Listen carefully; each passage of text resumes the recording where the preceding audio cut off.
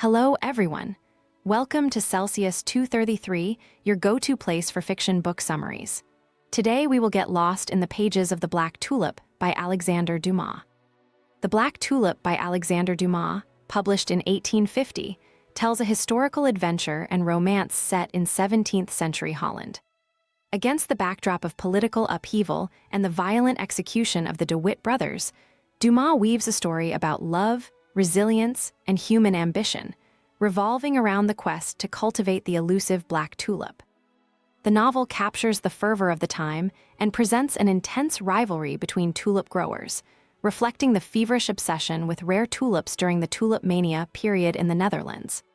Through his vibrant characters and rich descriptions, Dumas explores themes of envy, innocence, justice, and love, delivering a tale as captivating as it is poignant. Plot summary. On a lively August day in 1672, the city of The Hague teems with unrest.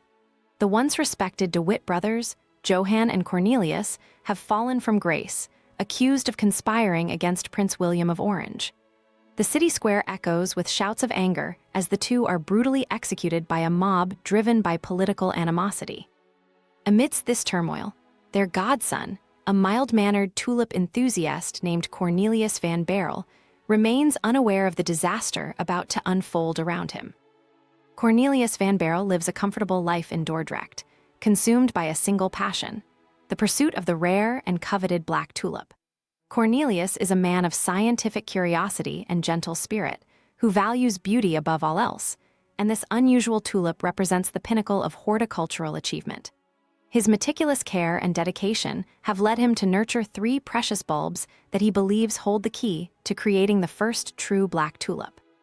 But Cornelius's peaceful life and scholarly pursuits are about to be shattered.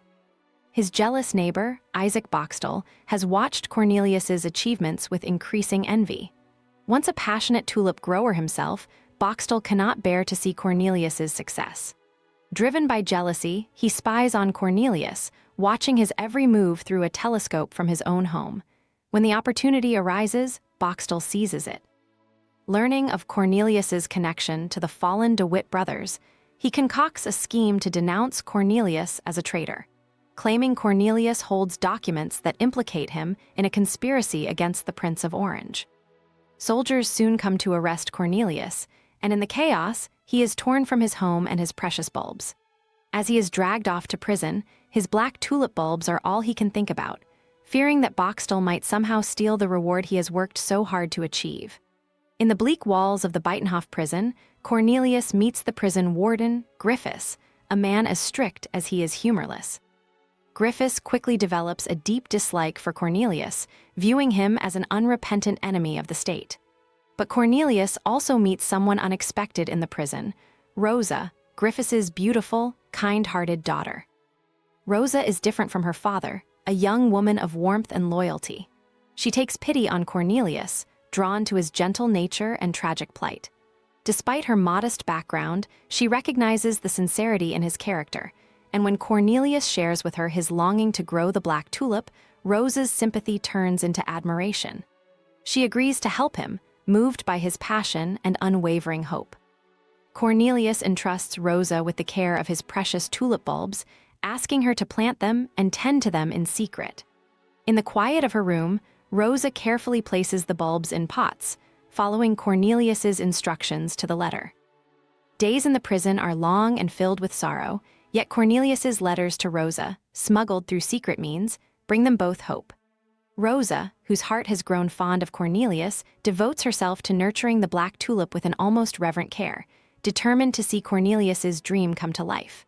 As the months pass, the bulbs begin to grow, a slender green stalk emerging from the soil, a symbol of their shared hope and love. But Boxtel, ever watchful, becomes suspicious when he notices Rosa's frequent visits to Cornelius's cell and the growing life in her window.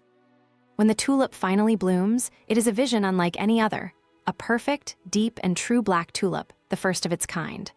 Rosa and Cornelius rejoice, sharing a moment of victory over all that they have endured. Yet this triumph is short-lived. Boxtel, realizing that the black tulip has indeed been cultivated, schemes to claim the tulip for himself. He accuses Rosa of conspiring with Cornelius, manipulating Griffiths's suspicions to fuel the accusation, and brings his complaint to the Prince of Orange himself. The prince summons Rosa and demands she present the tulip in person. Trembling, Rosa travels with the flower that has brought her and Cornelius so much joy, now fearing it may be torn from them. In the prince's court, Boxtel, sly and smug, asserts that the tulip is his and that Rosa and Cornelius are nothing more than thieves. But Rosa's courage shines as she stands before the prince, defending Cornelius's innocence and the integrity of their efforts.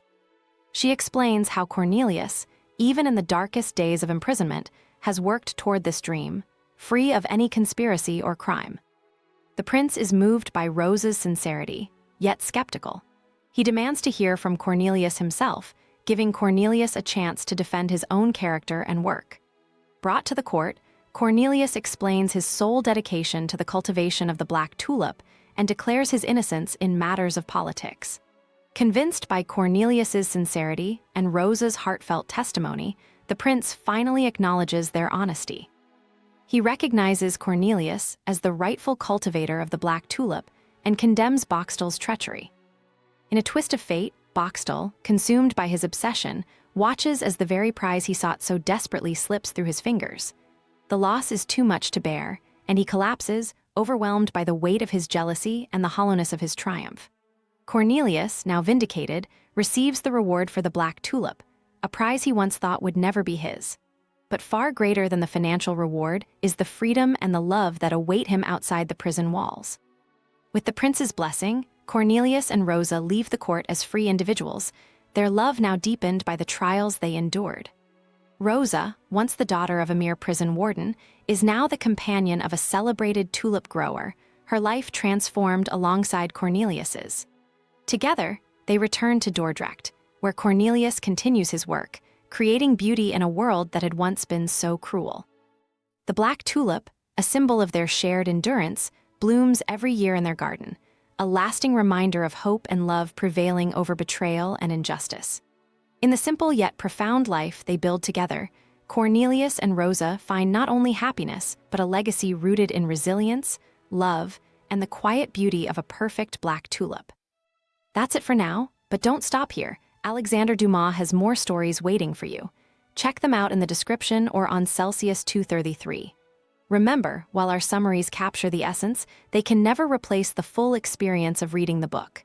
If this summary intrigued you, consider diving into the complete story, buy the book, and immerse yourself in Alexandre Dumas' original work. Bye-bye, take care, have fun.